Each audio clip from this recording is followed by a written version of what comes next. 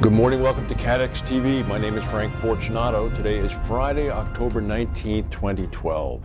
Yesterday in the late afternoon and early evening in Detroit, the highest paid baseball team in the United States went quietly into the night, losing their series to the Detroit Tigers, not even winning one game.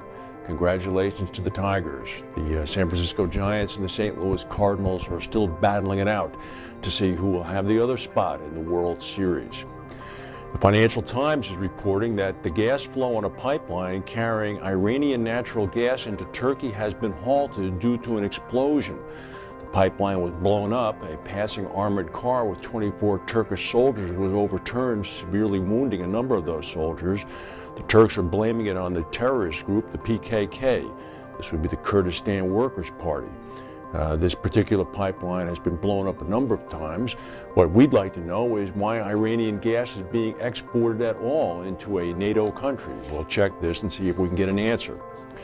Governor Rick Scott in Florida, who's a extreme right-wing Republican who has been having some trouble with liberals in the state, seems to be on the side of the angels here. He's very concerned that the Citizens Property Insurance Company, which is a state-created entity designed to be the insurer of last resort in Florida, and currently has over 1 million policies, mainly with people along the coastline that find it very difficult to get insurance. He has written a letter to the insurer saying that he's troubled because the insurance company is closing down its Office of Internal Review.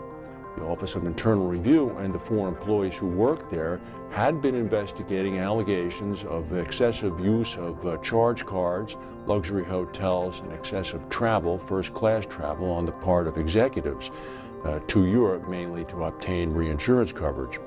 Yesterday, 2 Florida-based newspapers, the Miami Herald and the Tampa Bay Times, reported that Citizens was closing its Office of Corporate Integrity. The governor says he's raising questions that the other taxpayers would have, because what will happen is, should Citizens sustain the loss, they get to recoup their money by charging surcharges on all payers. Citizens says that they're responding to the governor's complaints, and in fact the moves they are making to bring in outside accountants after shutting down the office will strengthen oversight.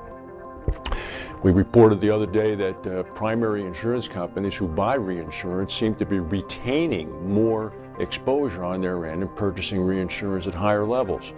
We're not the only ones who've noticed that. Henri de Castries, the CEO of the large French insurer and reinsurer AXA, has also noticed it. He said that reinsurers need to challenge cedents about their risk management practices and the way they analyze their portfolios. Translation: maybe you shouldn't be retaining that risk. Let us come in and tell you what perils you're actually facing by increasing your exposure. Mr. de Castries is actually on the money here. That's what reinsurers do. They should be coming in and actually not only giving their expertise, but suggesting why they should take the risk. He was interviewed in the October edition of Intelligent Insurer, and he did say, of course, it does not mean that reinsurers are never taken by surprise, even though they have this expertise. Think about what happened last year in Japan. It was not foreseen by reinsurers and thus not perfectly integrated into their models.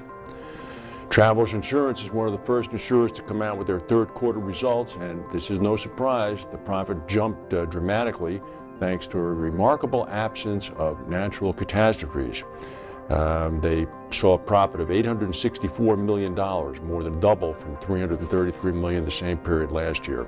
Hurricane Isaac, of course, grabbed some headlines in August, and a severe drought across large areas of the U.S. grabbed headlines.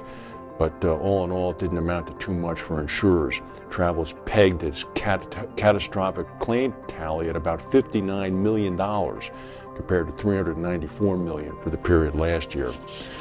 Yesterday, news came out from the Coast Guard that that sheen of oil that was floating on the Gulf of Mexico is probably seeping from the container dome that was put in place over the Macondo well back in 2010, and it's not the well itself that's leaking. The container dome is an 84-ton entity. It's apparently leaking at about 150 gallons a day. It's a big sigh of relief because they were hoping that it was not the well that was leaking. It seems not to be.